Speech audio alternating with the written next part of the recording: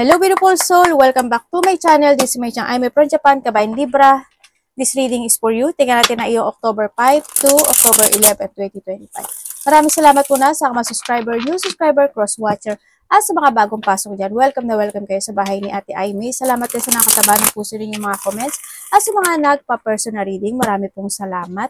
Kung gusto nyo na energy nyo lang talaga, ang gusto nyo makuha natin, all the details para sa personal reading is in description below. Paka-check na lang po sa baba ng video na ito. This is a general reading, Libra. Kunin mo lang ang sayo at itapon ang hindi naman sayo. Maaring vice versa. Energy mo, energy ng person mo, energy ng malapit sa puso mo. Nangyayari, or ay devil, nangyayari pa lang. Use your own intuition, lawakan nyo ang inyong isipan.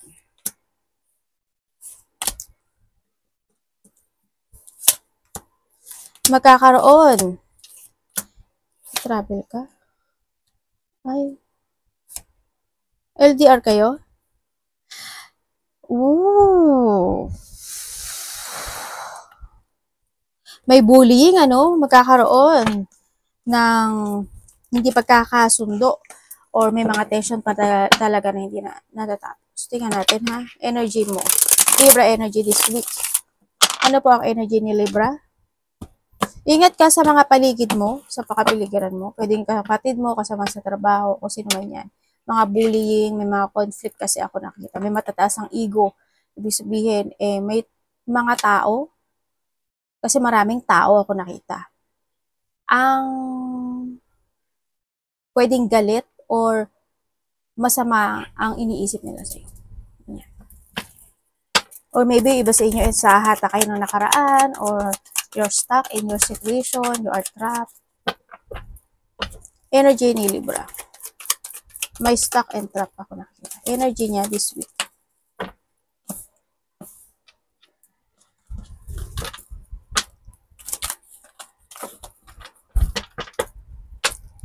No, gumen.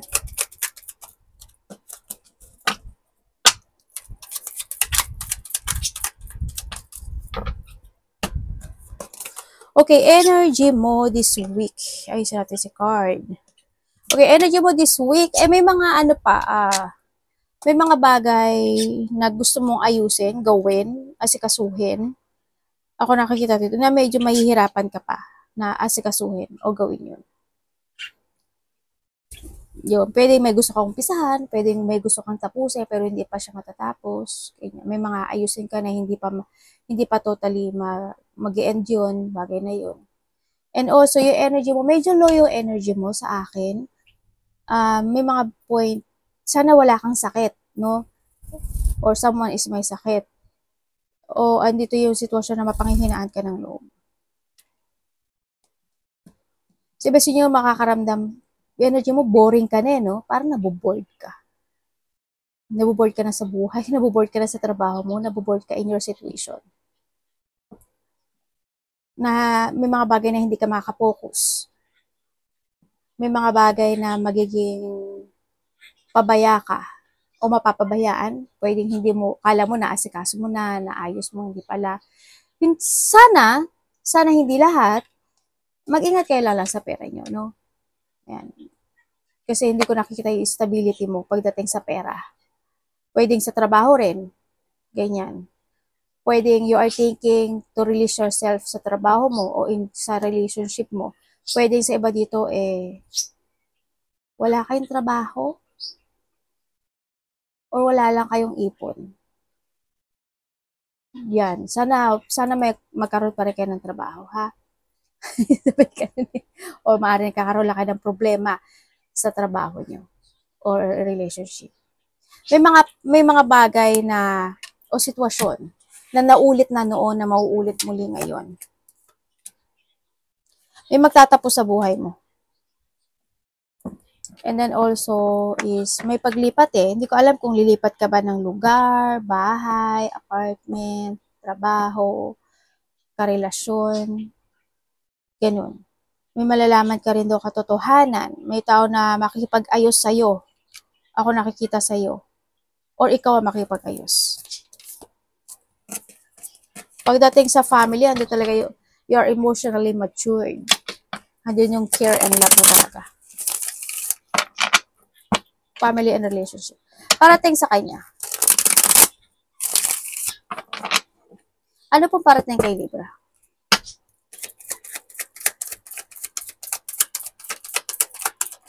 Sa trabaho, sa iba sa inyo, may mga tao na insecure sa inyo, ah.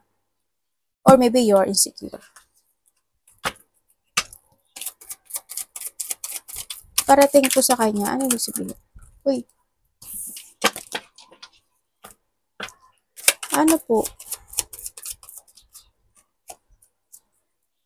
Ano po to? Okay, parating sa'yo. May pagja-judge dito, ah. I-judge ka. Pwede kasamahan mo sa trabaho. Kung sino man niya, may tao magja-judge sa'yo. May tao magiging, malapit to sa'yo. Or maybe ikaw to, ha? Parating sa'yo, may tao na magiging masungit. May tao na mag-iisip ng masama or kabiguan sa'yo. May tao dito na gagawan kayo ng maling kwento or chismis to, no? May taong matagal mo nang kakilala. May taong matagal mo nang kakilala, or maybe this is you, na may sinasabi dito si card na nangdiling lang, ng daraya. May pandiling at may pandaraya. Ibig sabihin, ano to? Doble kara to. Tao na to. Kumbaga, poker face, tama ba? Ganun. Dalawa yung katauhan niya. Ibig sabihin. Tapos, meron din dito na masakit magsalita or magaspang magsalita. Parang ganun. May tao dito. Makaka-receive ka ng iba't ibang panghuhusga dito siguro.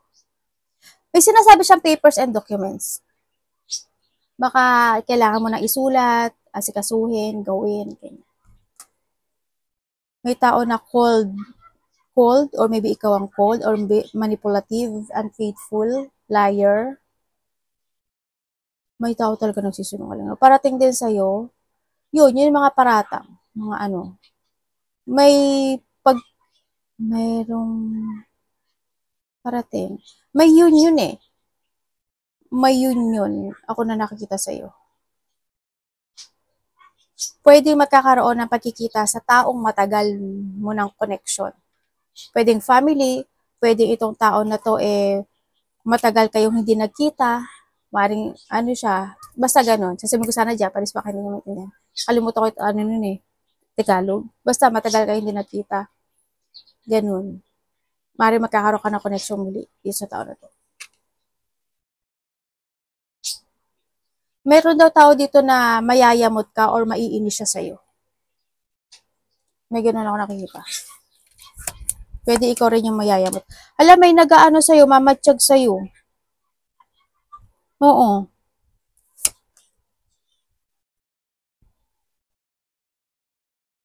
May tao na maninindigan sa sarili, o may tao dito na magiging matigas kahit na, ano ba yun? Pitpitin mo yung kamay niya, hindi aamin.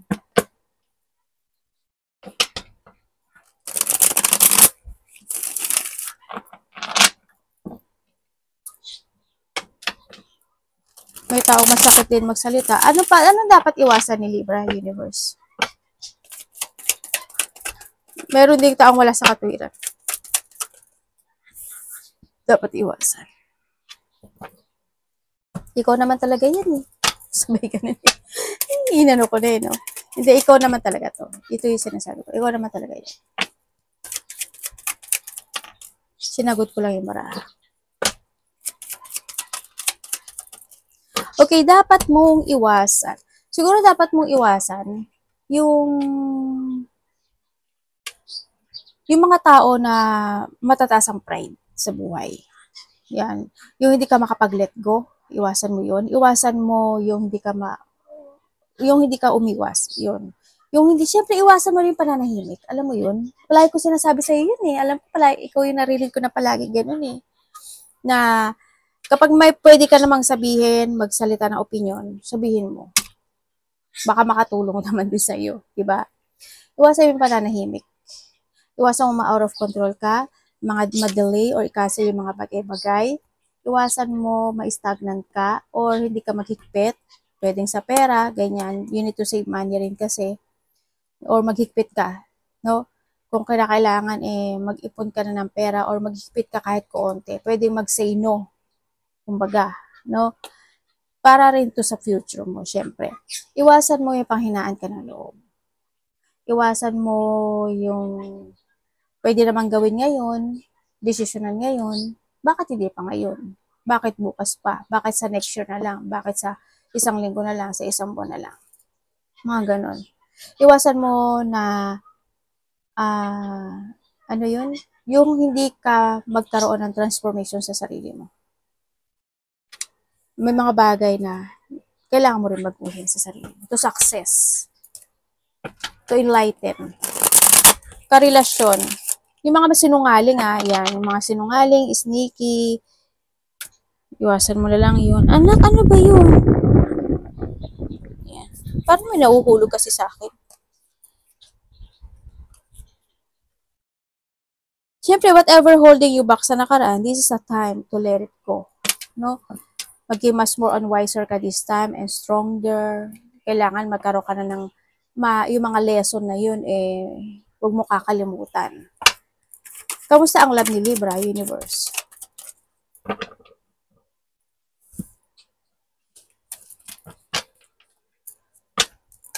Ano yun? Universe.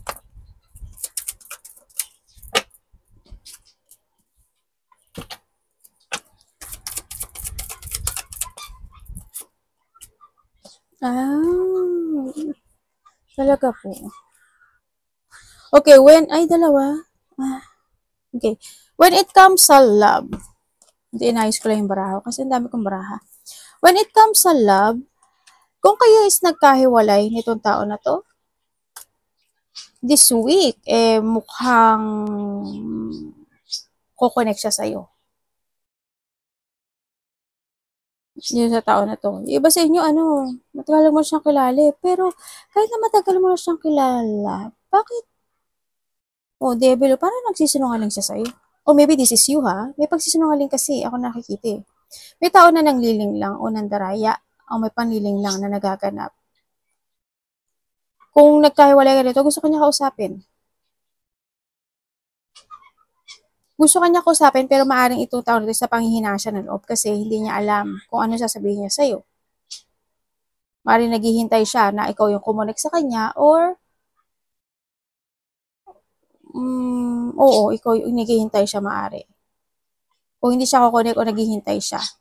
Pero gusto niyang, kasi natakot siya to reject, no? Pero bakit nagsisinungaling siya? Medyo bad yung energy niya, no? Sinakita ko dito, magiging sakim at makasarili kasi ito Yun. Medyo iba sa inyo in a distance, pwedeng nasa ibang probinsya o nasa ibang bansa. LDR, kumbaga, itong tao na to. Kung kayo naman is in relationship, maging aware ka sa tao na to, Kung kayo naman is in relationship, syempre hindi mawawala sa isang relasyon na makakaroon ng mga dissatisfaction, no? Yung mga hindi kasiyahan sa life. Ganyan. Pero, kasi, ang nakikita ko dito, pwedeng itong tao na to, miss, para siyang, minsan kakausapin ka niya or hindi, o pwedeng hot and cold, pwede rin sa mga nagkahiwalay, ganun din, hot and cold yung tao na to, no? May mga bagay na pwedeng ikaw ito or siya. May mga hindi siya sinasabi. Pwedeng may secret itong tao na to. So, nakita ko dito. Or maybe this is you have a secret. May mga bagay kasi na hindi siya sinasabi. Yan. May mga bagay na nag-go to the flow lang siya or hindi siya totally nag-give ng more on effort when it comes sa relationship. Siguro go to the flow. Ganyan. Ang nakita ko dito. Maaari nagkakaroon ka ng doubt o siya nagkakaroon siya ng doubts. Vice versa. Pero bakit manipulative? Bakit parang ang nakikita ko dito, hindi siya totoo talaga? Kasi kung tutuusin dito, nagkakaroon ng limit. There's a limit, kumbaga. Kung titignan mo dito kasi andito ba si Devil, di ba? Siguro meron siya magagawang kasalanan sa'yo this week. Baka magkaroon kayo ng sagutan, maging toxic siya sa'yo this week, or maybe this is you sa kanya. Yun. Maaaring yung mga hindi niya sasabihin sa'yo, na akala mo nagsisinungaling siya, doon kayo mag-away. Meron naman talaga pagsisinungaling. No? At mag-trust ka daw sa intuition mo. Kasi totoo daw yung sasabihin ng intuition mo sa'yo. Kung ano daw yung naisip mo, yun. Huwag niyo ipilit kung hindi sa inyo to ha, kasi alam niyo naman kung ano yung relationship niyo. Baka may ikaw pala nagsisinungaling, di ba? Libra. Pwede rin kasi siya sa kapatid, ayan, pwedeng sa anak, pwedeng sa kung sino man siya. As long as nagtitiwala ka sa intuition mo, yun.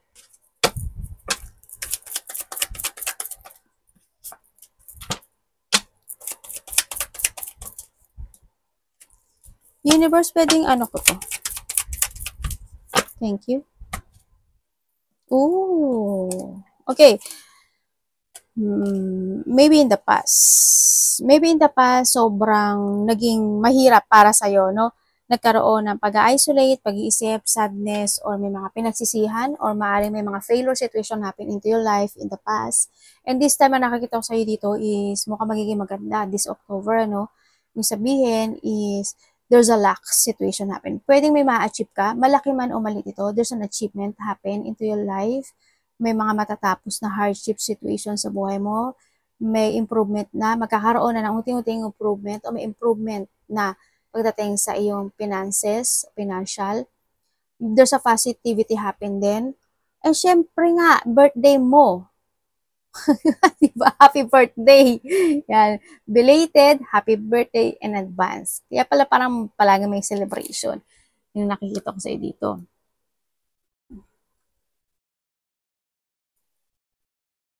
Yan, ang nakita ko dito, yun nga, there's a positivity, happiness, achievement, baka makaka-receive ka ng gift or kasiyahan. Ano? May mga surprise parties event.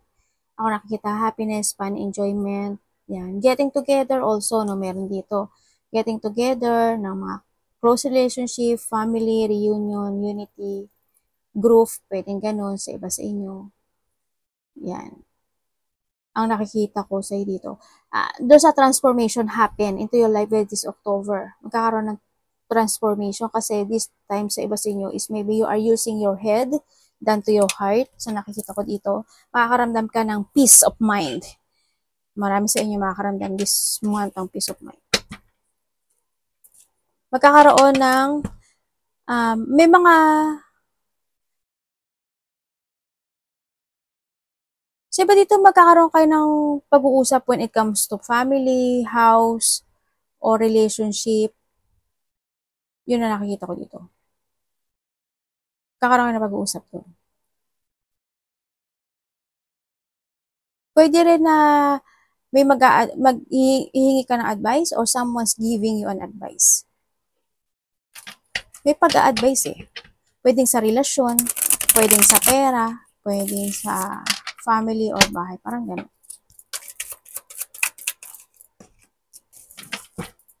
Ay, ano ba to ate? Ay, bakit ito? Sorry, hindi yan. Alay ko nang ate yung ilong ko.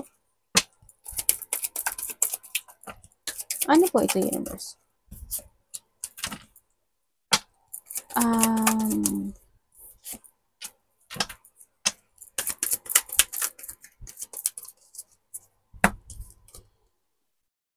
Okay. Uy, naku po, mukhang gandara ha.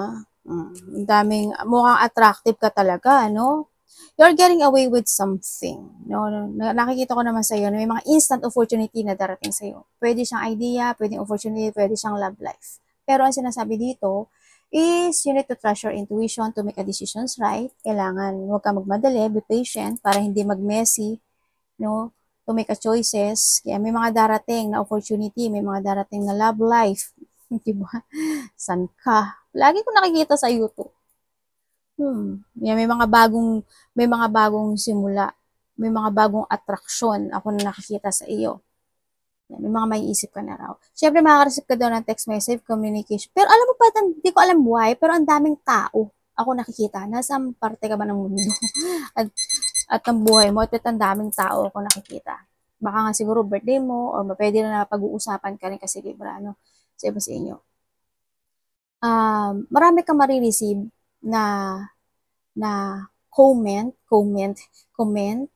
news, communication, or positive naman siya. Huwag ka magalala, positive yun. Alam mo, pangit. Hindi, positive naman siya. Pwede magagaling ito sa mga kasama mo sa trabaho, karelasyon, or family. Friend, pwede rin. Yan. May mga marireceive ka na compliment, good compliment. Yun. May anak, pabigla-bigla ka.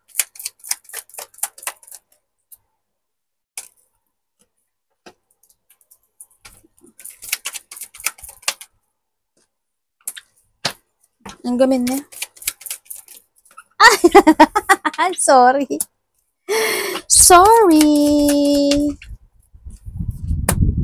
Aba. Mukhang may biglang ko-connect sa'yo. May biglang mangyayari. Ibig sabihin, may biglang makikipag-communicate, biglang connection, may biglang mangyayari. As in, biglang babalik. Kung ano man yan, may biglang magaganap sa buhay mo. Ang nakikita ko sa'yo dito. Ay, hindi pwede, anak. Bakit kaya ganun? Ano? Siguro this is the past. Sana hindi naman mangyari sa inyo. Kasi ang nakikita ko sa'yo dito, may tao na naging tanga o magiging tanga. May taong tanga. Yun. May tao na may ina-avoid siya eh. Hindi ko alam why, pero may ina-avoid siya. May iniiwasan siya. Pwedeng makipag-usap, ina-avoid niya yun, pwedeng ganun. Or maybe you avoiding tong tao na to kasi may tao rin kasi na parang matigas naghahari-hari, matigas ang puso, ganyan. Lalo kung kasamaan sa trabaho, no? Parang, oy, ako yung mas matagal sa'yo. Hoy, ganito. Alam naman sa mga no? Ganun eh, no? Ako yung mas marunong sa'yo. Ganyan. Ako yung mas nakakaalam. Yung mga ganun. May mga parang feeling nila, sila na yung may-ari ng pinagtatrabahuhan nyo. Ganyan. May mga ganun ako nakikita. Or pwede rin naman sa, sa relationship, no? Sa iba sa inyo. Yun ang nakikita ko sa dito. May biglang darating, may biglaan na hindi mo nakikita na biglang darating. Na biglang mangyayari pala. Darating o biglang mangyayari. May mga biglaang mangyayari. Pwedeng biglaang lakad, biglaang communication, biglaang sitwasyon. Meron daw na naulit na noon, na mauulit muli ngayon. Parang paulit-ulit. May ganun. Ako nakikita. Or may taong gustong muling ulitin. Gustong ulitin yung pagiging pagiging ganun niya sa'yo. Huwag kang papayag. Na ganun. Tandaan mo, you are worthy, ha? Tingnan natin. Pwede rin naman pwede rin na, hindi naman dahil yung sa boyfriend, girlfriend, asawa. Pwede rin siya sa family, pwede rin sa kapatid, ganyan. Parang paulit-ulit mo siya pinagbibigyan, iniintindi, pero ganun pa rin siya, hindi pa rin siya nagbabago. Pwede ganun. Kaya huwag mo masyadong i-connect sa love life mo. Pwedeng i-connect mo sa love life mo, kung ganun, pwede rin naman i-connect mo siya sa mga nasa paligid mo. O kaya kasama mo sa trabaho, parang paulit-ulit na lang, ganito ka na lang. Paulit-ulit, ganyan ka. Yun. Yan, may mga bagay daw na paulit-ulit. Or mauulit muli. Uy, there's an ending situation happening to your life. No?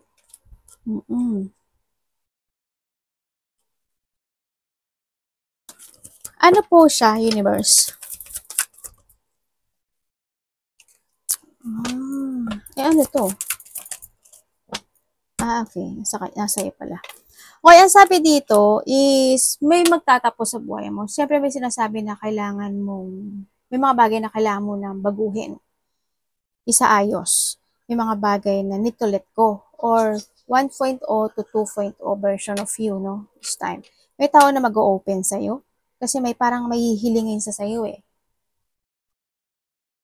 Yun. May taong nagigilty, may taong nahi-hate niya yung sarili niya, may tao na nagkakaroon ng self-doubt, may lack of trust ako nakikita. I don't know why. Siguro wala ka ng trust sa ibang tao na tinapos mo na sila at ayaw mo na sila makita. Pwede gano'n at nilet go mo na sila. And maybe you're starting a new situation into your life at meron ka ng bagong direction sa buhay mo. May mga parating na bagong opportunity o may mga mag-open na door para sa'yo, no? And this is the time to decide to move forward and to keep moving dun sa bagong cycle na buhay na darating sa buhay mo. Always trust your intuition na sinasabi, ha?